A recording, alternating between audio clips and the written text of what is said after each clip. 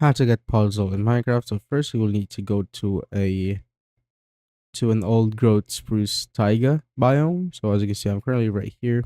And when I use, let's say, a normal pickaxe, so I'm gonna use this pickaxe for example. So when I use it, as you can see, I will only get dirt.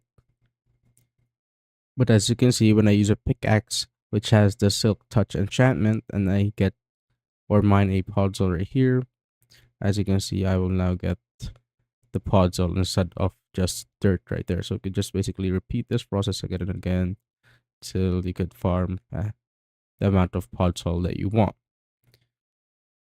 Second way is just finding a wandering trader, and they sometimes sell you or trade you the Podzol. So just simply find them. And lastly, the last way is you could get a spruce sapling and just place it just like that, and some bone meal, and just feed it to the sapling right there. And as you can see, you will now have Podzol, which you can basically mine out. And that's how you basically get Podzol in Minecraft.